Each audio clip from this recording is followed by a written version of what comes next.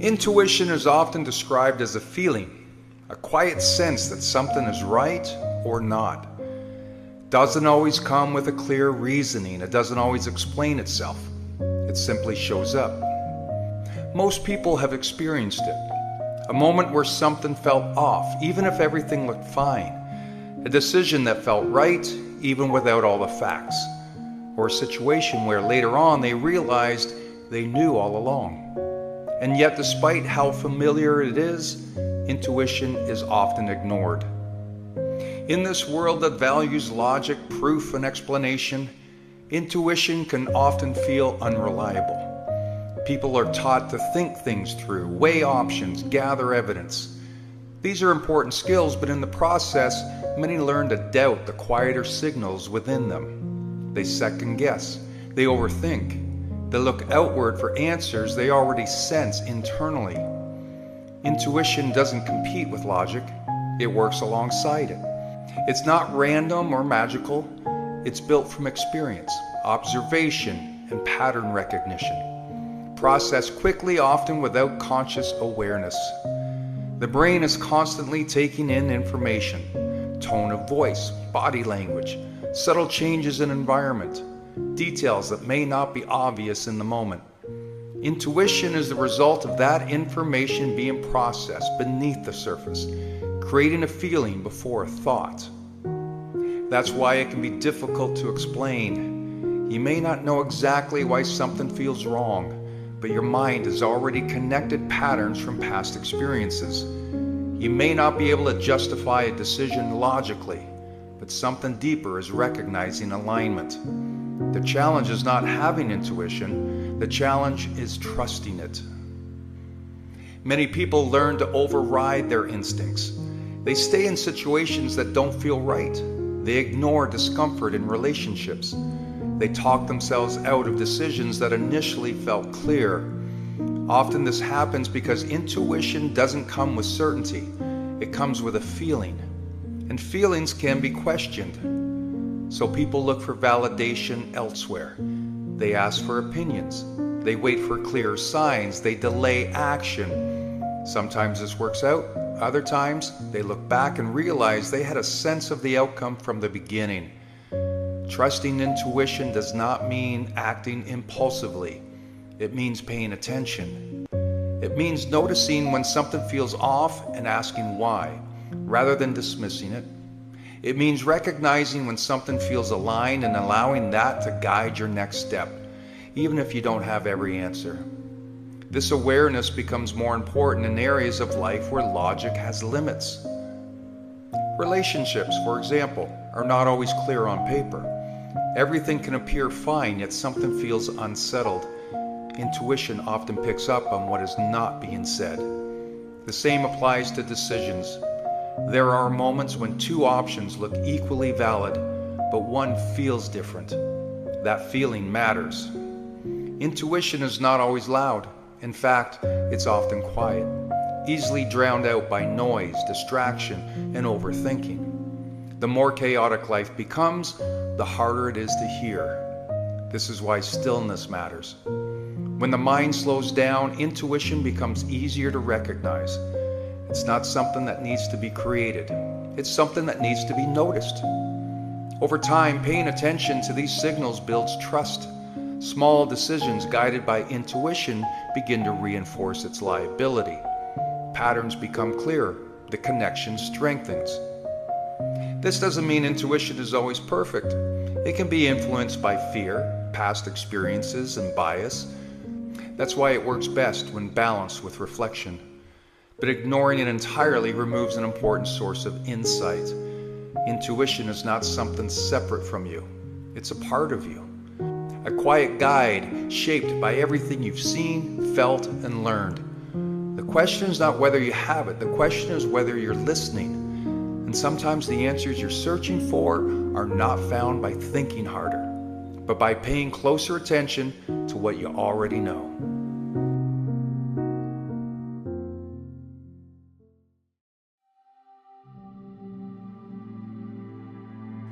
Change can arrive in chapters, or it can arrive in waves. Sometimes careers shift faster than people can plan. Roles evolve, skills expire, social norms blur. What once defined a person can disappear almost overnight. In the middle of all this movement, many experience something difficult to name: a quiet loss of identity. Identity loss doesn't always come from failure. Often it comes from transition. A job ends, a role changes, a phase of life closes. The label that once anchored self-worth no longer fits. When identity has been tied too tightly to function, what you do, what you provide, how you are perceived, its removal leaves uncertainty in its place. This can feel destabilizing. Without familiar reference points, people may feel invisible or irrelevant. Confidence wavers. Direction feels unclear. The question of who am I now lingers beneath daily routines. This experience is more common than many admit, especially in a world that consistently reinvents itself. Modern culture often rewards adaptability, but rarely acknowledges its emotional cost. Reinvention is praised, but the grief of letting go is overlooked.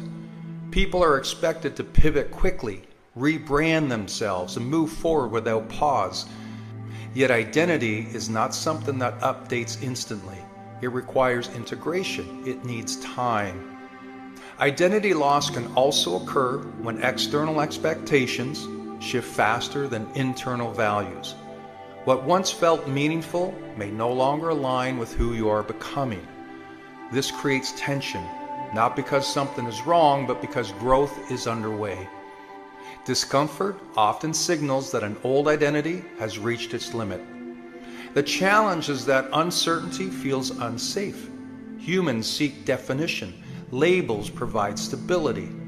When those labels dissolve, many rush to replace them, adopting new identities before understanding what truly matters now.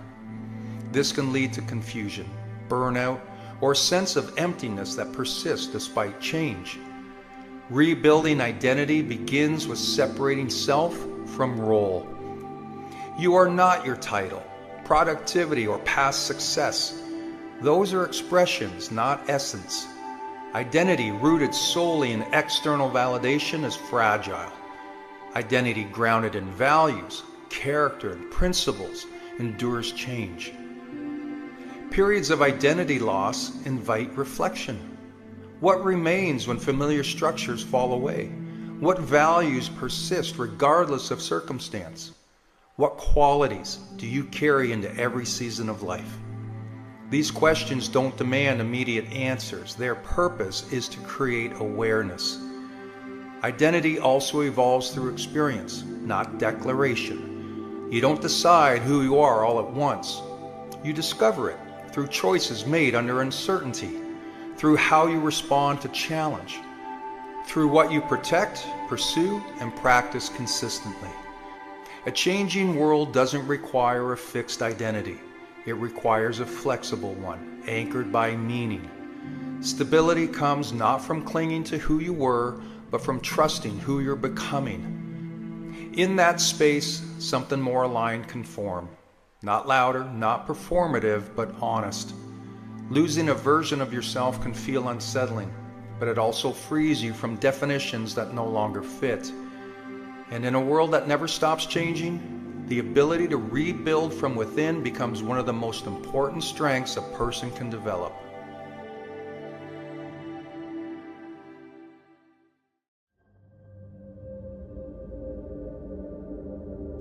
Nothing meaningful is built without belief.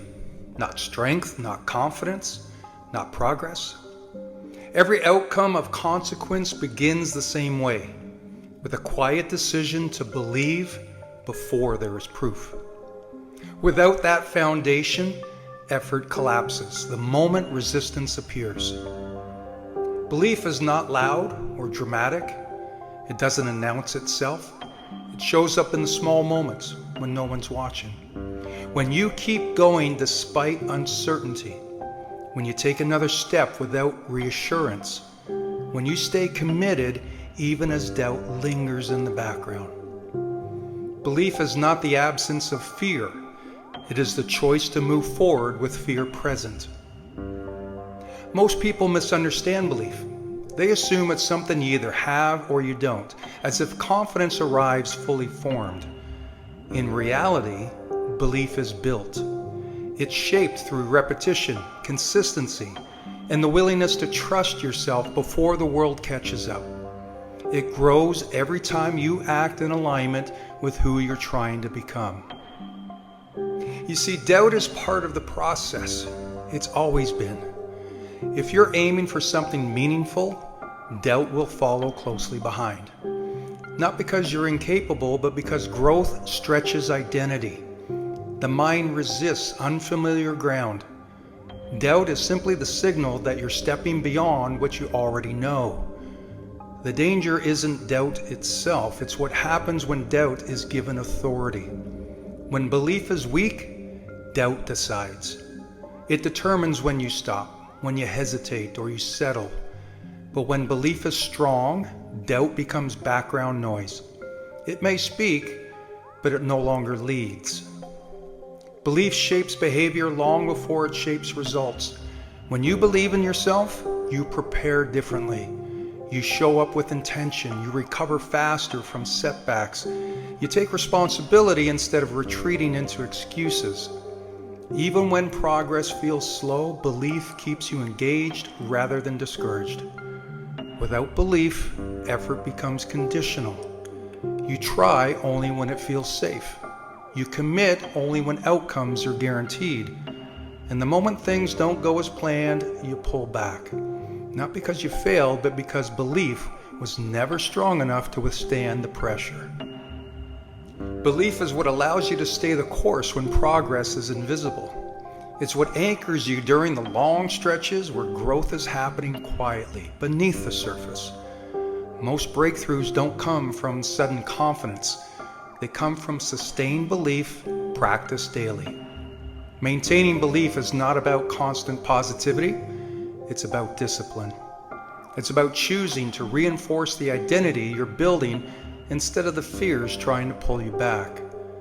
Belief is strengthened through action, not affirmation. Each time you keep a promise to yourself, belief deepens. Each time you follow through, it becomes harder to doubt your own capability. This is why belief must be protected. The voices around you will fluctuate. Opinions will change. Results will lag. If belief depends on external validation, it'll never last. But when belief is internal, rooted in self-trust, it becomes unshakable. Every meaningful achievement is the result of someone believing longer than most people were willing to. Long enough to endure discomfort, long enough to move through uncertainty, and long enough to become the person capable of holding the outcome they wanted. Belief doesn't guarantee success, but without it, success is impossible. And if there is one truth worth holding on to, it's this. Belief is not something you wait for. It's something you practice, quietly, consistently, daily. Because when belief holds, everything else will eventually follow.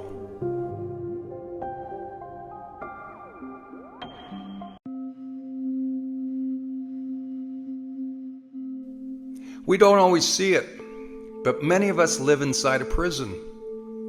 Not one built with walls or barbed wire, but with silent chains that weigh down our spirit. It's the prison of comparison. It happens quietly, almost without us realizing. You look across the street and see the neighbor with the bigger house. You scroll through your phone and notice someone's vacation in a place you've only dreamed of. You watch a coworker get recognized while you're still waiting for your turn. And in those moments, a whisper creeps in. Why not me?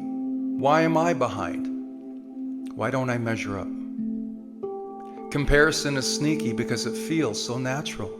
It shows up as ambition, as if by measuring yourself against someone else, you'll somehow climb higher. But for almost all of us, comparison doesn't lift us.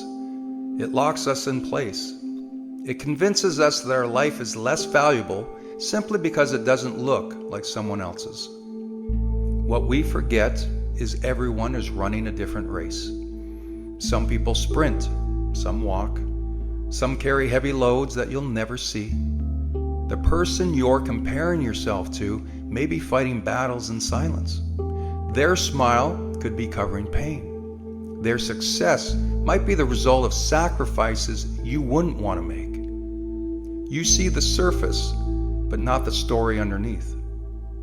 When you measure your worth against their surface, you deny your own depth. You overlook your own victories and you dismiss the path that only you've walked. Comparison also steals the present. While you're busy staring at someone else's lane, you miss the beauty of your own. You miss the progress you've made. You miss the small wins that add up to a life of meaning. If you want to break free from this prison, it starts with awareness. Catch yourself in the act. When you notice your mind drifting into comparison, pause and breathe. Remind yourself, their life is theirs. Mine is mine. There is no finish line that you need to cross before someone else. Exercise gratitude to shift your mindset. Not the shallow kind, but the deep kind. Think of the struggles you've endured and the strength it took to keep going. Think of the people who you love, even in your imperfect moments. Think of the lessons only your life could teach you. Gratitude doesn't erase your ambition, it anchors it. It reminds you that your worth doesn't rise or fall with someone else's story. You need to celebrate your uniqueness. There is no one else on this planet with your exact mix of scars and strengths, dreams and determination. That means your journey can't be compared because it's one of a kind. The prison of comparison may feel strong, but its walls are made of illusion. And illusions lose power the moment you see through them. Step outside those walls. Stop asking, why don't I have what they have? And start asking, what can I create with what I've been given? You are not behind. You are not less than. You are not unworthy. You are simply on your own timeline, carrying your own story, walking your own path. And that in itself is enough. The only life you need to measure yourself against is the one you've been living today and the direction you're headed. When you choose gratitude, when you choose presence, and when you choose to honor your unique journey, you'll discover something powerful. You were never meant to compete. You were meant to be. And in that being, you'll find your freedom.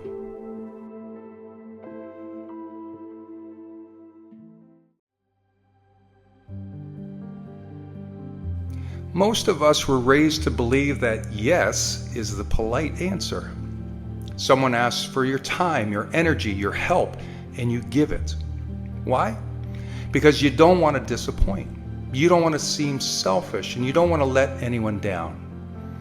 But every time you say yes to something that doesn't serve you, you are saying no to yourself. And when that happens over and over again, you slowly drain your energy, your focus, and your purpose. Saying no isn't about being cold or uncaring. It's about being disciplined. It's about recognizing that your time, your energy, and your mental space are limited resources, and they deserve protection. I mean, we only get 24 hours in a day. That's it. You can't add more hours. So if you give away your yes to every request, every distraction, every invitation that doesn't align with your goals, where does that leave you? Usually exhausted, unfocused, and quietly frustrated with yourself. Now let's flip it. Imagine what happens when you begin practicing the discipline of saying no. Suddenly you start to reclaim space for what matters most. You give yourself permission to rest when you need it. You create room for the projects, people, and goals that actually fuel you. Your no is just as valuable as your yes. Let me give you an example. Imagine you're training for a marathon. Every night, friends invite you to go out late. Now, if you always say yes, you'll lose sleep, skip training, and weaken your performance. But when you start saying no, Not because you don't care about your friends, but because you care about your bigger goal. You start to show up stronger, sharper, and more aligned. The same applies outside of sports. Maybe you're building a business, or maybe you're working on your health, or maybe you're simply trying to create more peace in your life. If you don't protect your boundaries, the world will happily decide how you spend your time. Saying no doesn't mean slamming doors shut. It doesn't mean being harsh or rude. It means learning to respond with clarity and kindness. Something as simple as, "Thank you, but I can't commit to that right now. I appreciate the offer, but I need to focus on other priorities." Or, "That doesn't fit with where I'm headed at the moment." Simple, respectful, but firm. It takes courage to do this. It takes discipline. But remember, every no is actually a yes to something else, like your health, your goals, your family, and your peace of mind. Think about your life right now. Where are you giving away yes too easily? Is it at work, where you take on tasks that don't belong to you? Is it with friends, where you feel pressure to show up even when you're drained? Or is it in your habits, where you say yes to scrolling on your phone, but no to exercising or reading? What if you drew a line? What if you decided that from now on, your yes meant something? Make it intentional. Make decisions that align with your beliefs and values. That's where freedom begins. That's where discipline becomes your ally. Your power doesn't come from saying yes to everything. It comes from saying yes to the right things and having the discipline to say no to the rest.